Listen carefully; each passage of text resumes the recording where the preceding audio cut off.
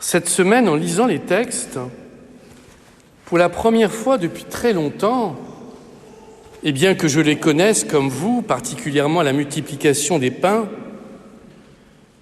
je les ai reçus personnellement avec beaucoup de violence, comme un véritable coup de poing, une décharge électrique. Pourquoi ? Pour deux raisons principales. La première raison, c'est qu'on pourrait lire ces textes, et notamment cette multiplication des pains, en lien avec le livre des rois, première lecture, et le psaume, spirituellement, et c'est juste, avec émerveillement, et c'est juste. Le Christ, avec très peu de choses, nourrit 5000 personnes. Très peu de choses. Chacun a de quoi manger. Mais depuis l'incarnation de Dieu parmi les hommes, avec le Christ, nous savons, les uns et les autres, que la spiritualité s'incarne et que la prière et l'action sont les deux bras du chrétien. Et c'est là qu'à mes yeux le bât blesse. Nous sommes 2000 ans plus tard. Un être humain meurt de faim toutes les 4 secondes. Et la crise que traverse le monde semble augmenter le phénomène. En France, et cela peut paraître étonnant, lors du 3e confinement, je ne sais plus, lors de la 3e vague, je m'y perds maintenant, j'ai rencontré des étudiants qui, faute de pouvoir travailler, n'avaient pas de quoi manger. Et il a fallu que tous les mouvements caritatifs, Secours catholique, Secours populaire et bien d'autres, mettent en place un certain nombre de choses pour que ces jeunes, que l'on ne voit jamais dans ces centres, aient de quoi manger. Alors oui, 2000 ans après ce texte, alors que les moyens sont considérables, nous n'avons pas résolu le problème de la faim dans le monde. Or, ceux parmi vous qui connaissent la pyramide de Maslow savent qu'avant de parler des besoins spirituels, il faut que les gens soient logés et nourris. Et ensuite, on peut leur parler spiritualité. Et je dis que les moyens sont considérables. Le Christ avait 5 pains et 2 poissons. Aujourd'hui, 20% de la population mondiale possède 80% des richesses. Et 1% possède un pourcentage colossal des richesses. Nous avons les moyens de résoudre la faim dans le monde. Mais en avons-nous la volonté ? C'est la question que je me pose, et particulièrement pour nous, chrétiens.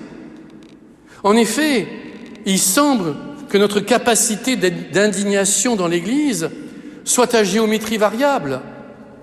Si nous savons mettre en avant, et c'est justifié, la doctrine familiale, la doctrine sexuelle, nous oublions complètement ce que l'on appelle la doctrine sociale de l'Église, qui s'appuie sur les pères de l'Église.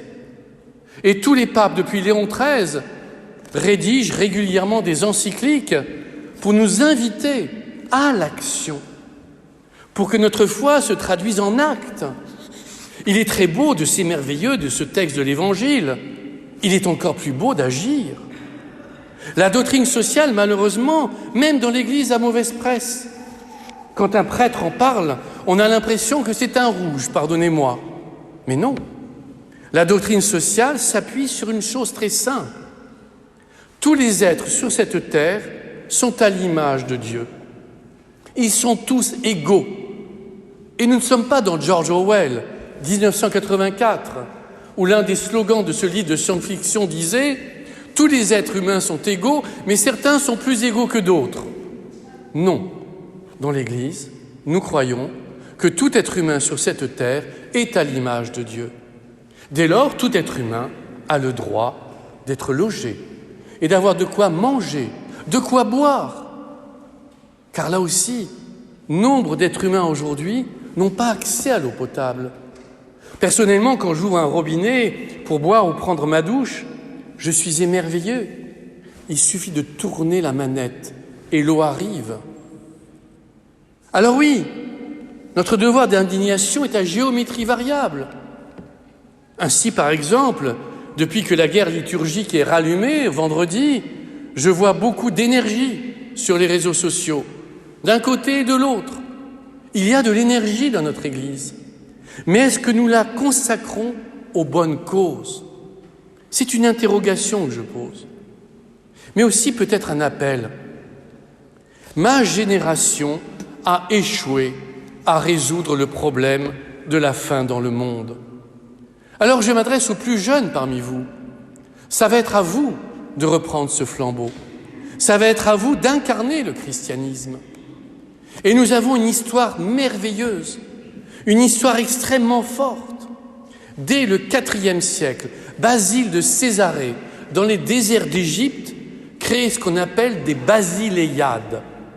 C'était des lieux où l'on soignait les gens gratuitement, où on leur donnait à manger, où on enseignait, on leur donnait des vêtements, on les aidait. Et les basiléiades ont fleuri en Orient à cette époque-là. Nous n'avons pas à rougir de notre histoire. Nous n'avons pas à rougir car nous savons bien, notamment, que les hôpitaux ont été créés à l'initiative de l'Église, y compris le CHU de Poitiers, car quand on remonte dans son histoire, on voit bien qu'il s'appuie sur une volonté de chrétiens. Alors oui, aujourd'hui, il y a beaucoup d'énergie. Et je suis très optimiste. Parce que je vois beaucoup de jeunes qui ont envie de changer le monde. Slogan qui peut paraître un peu désuet, mais qui pourtant, à mes yeux, est d'actualité. L'enjeu pour moi n'est pas que l'Évangile aménage le monde, rende moins insupportable ce qui est insupportable, mais qu'il transforme le monde. Et je suis persuadé que demain, l'Église, tous les chrétiens, auront un rôle fondamental à jouer. Alors oui, ce soir, c'est un appel que je lance aux plus jeunes. Vous allez hériter d'un monde. À vous de le transformer, à vous de le christianiser, à vous de l'humaniser. Car ne l'oublions jamais, ce qui n'est pas humain ne peut pas être chrétien. Amen.